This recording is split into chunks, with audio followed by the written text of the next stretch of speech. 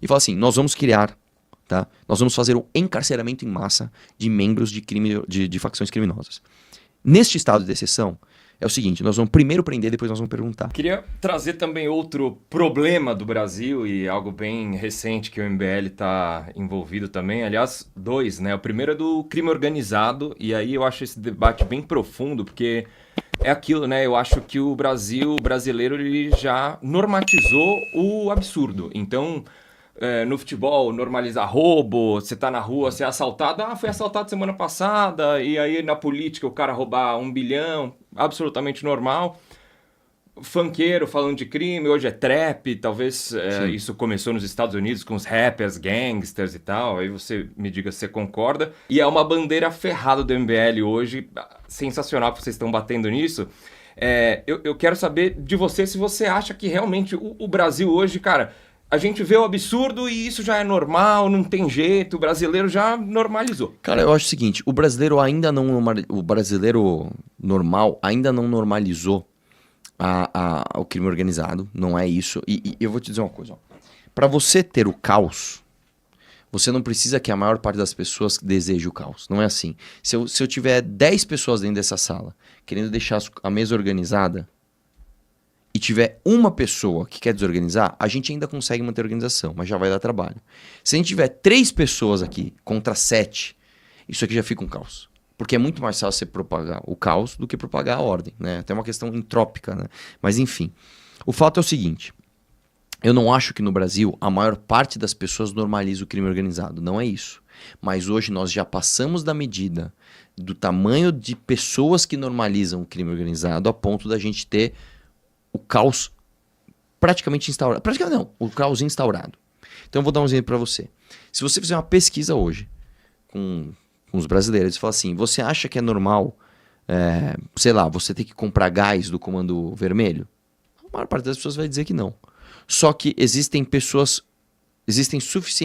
um número suficiente de pessoas de falar, meio que a realidade, a ponto disso ser realidade. Né? Então, por exemplo, vamos dar um exemplo do Rio de Janeiro. Você não tem como você achar que tá tudo certo, você ter um território tão vasto quanto um morro inteiro sendo dominado por uma facção criminosa onde a polícia nem entra. Cara, como assim? Isso é como se fosse... Vamos lá, o que é uma guerra? Imagina que a Venezuela fala assim, vamos entrar em guerra com o Brasil. A Venezuela invadisse o Brasil. O que eles estão fazendo? Eles estão dominando uma parte do seu território. O que você faz? Você pega o exército e você vai fisicamente retomar aquela... Como é que pode você ter dentro do Rio de Janeiro, que é uma capital importantíssima do Brasil, você ter um território tão vasto onde a polícia não entra? Então você tem um inimigo, você está em guerra. Se você negar a guerra, é mais uma chance de você perder, mas você já está em guerra. Então eu acho que isso não tem como ser... Não tem como isso ser aceitável. Eles vivem em guerra há muitos anos já. Eles vivem em guerra há muitos anos e existe uma questão que é o seguinte, cara. Qual que é a grande ferramenta hoje do crime organizado? Mexer com o imaginário, principalmente de pessoas mais jovens, e você não precisa mexer com o imaginário da maioria da população. Você precisa mexer com o imaginário de uma parcela suficientemente grande para que o caos continue instaurado. Então eu não preciso, vamos lá, eu nem sei qual é a população hoje do Rio de Janeiro. Vou falar de São Paulo. São Paulo você tem 40 milhões de habitantes. Você não precisa ter 20 milhões de habitantes normalizando o PCC. Você não precisa disso. Se você tiver 2 milhões, 5% da população, né? Aliás, 0,5% da população, é isso? Tô ruim de conta, é isso aí. Normalizando isso, você já se ferrou, cara. Você já se ferrou. Né? Se você tiver uma parcela pequena, mas em termos relativos, mas em termos absolutos, suficiente para você dominar um território e achar que aquilo lá está normal, você já tem o caos instaurado. Então aqui no Brasil, nós temos esse problema. Nós temos um problema onde é considerado normal um morro, então você não está falando da maior parte do território do brasileiro, mas um território suficientemente grande, onde você tem um domínio de uma facção criminosa que os caras vendem gás, os caras vendem internet, e a polícia simplesmente não entra. Você não pode ser liberbobo. Você não pode, por exemplo, falar o seguinte, não, um artista cantando o hino do Comando Vermelho é só uma expressão artística. Não. Se você tem um país que tem uma crise de identidade, você tem, olha o que o liberal está falando, você tem de censurar censurar determinados discursos. Pelo menos com dinheiro público, né? Então, o projeto da Amanda e do Kim não fazem isso, tá? São projetos administrativos que impedem a contratação através de dinheiro público. Eu vou além. É um detalhezinho do detalhezinho. Né? Eu vou além. Eu acho que a gente tinha que ter uma reforma constitucional que impedisse um discurso de apologia ao crime organizado. A gente tinha que fazer o que o Kelly fez em El Salvador. Nazismo. Exatamente. Eu já fui liberbobo a ponto de falar assim, não...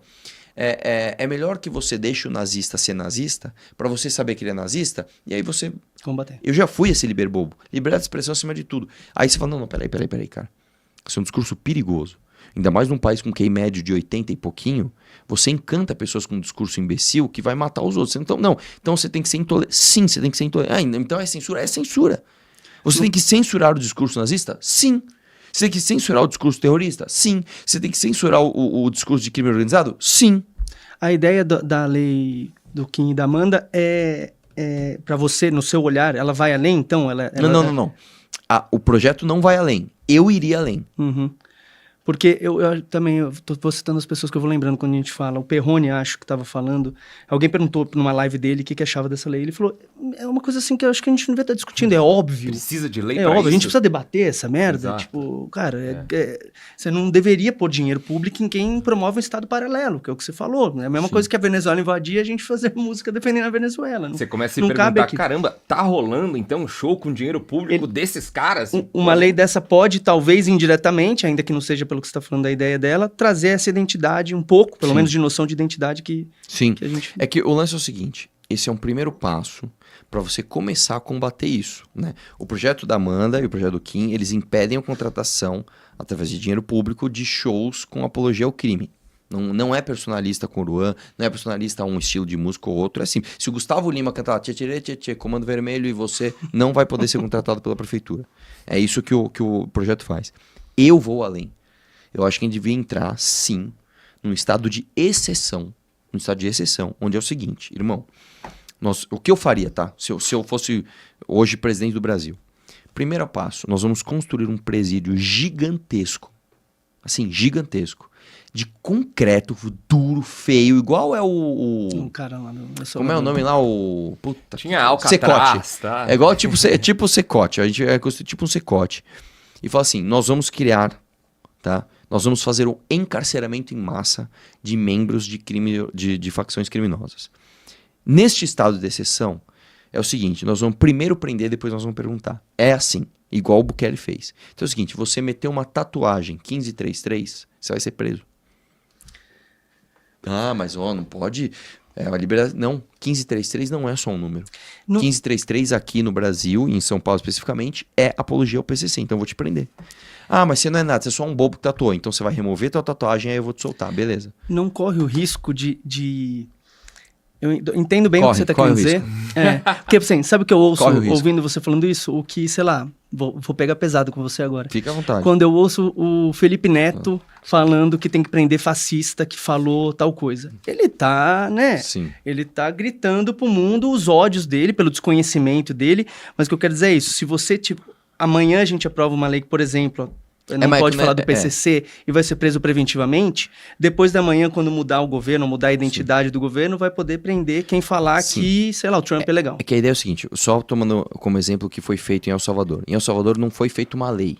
Em El Salvador é o seguinte, eles aprovaram o estado de exceção, que tem de ser renovado todo mês pelo Congresso. Então, em primeiro lugar, é uma estrutura democrática que necessita de aprovação recorrente, é muito, cara. Uma vez por mês, no mínimo, tem que renovar, senão sai do estado de exceção. Onde dentro desse estado de exceção é entendido o seguinte, você não vai combater o discurso feio, o discurso mal educado, o discurso ou o ladrãozinho de, sei lá, de laranja no sacolão.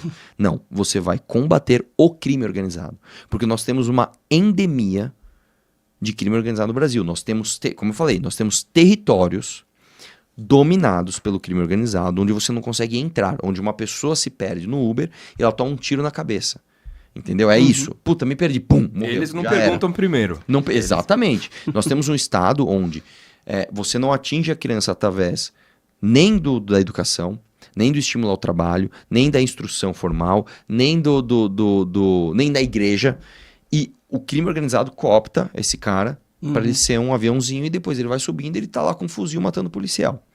Então nós temos sim que entrar no estado de exceção, usar inclusive o exército para prender, não existe outra palavra, prender membros do crime organizado. Se houver enfrentamento, tem que haver a neutralização da ameaça. Nos Estados Unidos funciona assim, se você apontar com um policial, é considerado suicídio. Né? Como ele morreu? Puta, se jogou do prédio. Puta, outro se suicidou, tomou remédio. Puta, outro se suicidou, cortou os pulsos. Puta, outro se suicidou, apontou uma arma pra polícia. É isso aí. Apontou. Você apontou um fuzil pro policial, você se suicidou. Então, deveria ser assim. Durante quanto tempo? E aí vem a parte que eu acho que é até chocante. Eu acho que isso não dura um mês, cara. Eu acho que não dura um mês. Porque a partir do momento... Vamos lá, você vai entender isso. Cara, eu gravei esse vídeo hoje, cara. Muito engraçado, né? O que é uma instituição? Uma instituição, ela não é uma pessoa, ela não é um prédio, ela permeia o imaginário popular. Então, se eu falar pra você o que é a maçonaria? A maçonaria não é uma pessoa, não é esse prédio. Esse prédio pode mudar, pode cair. A pessoa, o dono da marca pode morrer. A maçonaria é uma marca onde várias pessoas acreditam que existe, sei lá, um padrão de qualidade na fabricação de uma cerveja. É um conjunto de crenças. É como o dinheiro. O dinheiro é uma instituição. O que é a ordem pública? É uma instituição. Então ela também está no imaginário das pessoas. Quando você tem institucionalizado que a instituição crime organizado suprime a instituição lei e ordem, que é o que acontece quando o crime organizado entra num DP e rouba armas, que aconteceu essa semana, não é só fisicamente uma pessoa invadindo um prédio e pegando uma ferramenta. É uma instituição mostrando para todo mundo uma mensagem de que, olha, nós somos mais fortes que ele. Quando você tem um Oruan cantando o hino do Comando Vermelho, falando várias titânio no pente e as novinhas vêm sentar, você está colocando no imaginário, principalmente de pessoas mais jovens, que você fazer parte do crime, você é mais forte do que a polícia, você vai comer todas as minas, você vai ser poderoso, ninguém vai mexer com você e a vida vai ser maravilhosa. Então, quando você destrói isso, você destrói rápido, quando você destrói o imaginário, quando você começa a matar, presta atenção, você começa a matar traficante com fuzil na mão, quando você começa a falar, cara, fudeu, eu não consigo mais traficar drogas, porque as polícias estão matando os traficantes.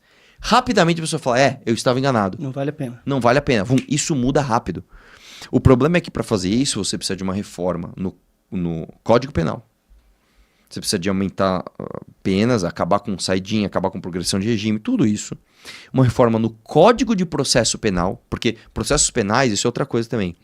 Eles são vencidos muito mais por questões de ritos processuais do que questões de mérito, do que ritos materiais que se falam, né?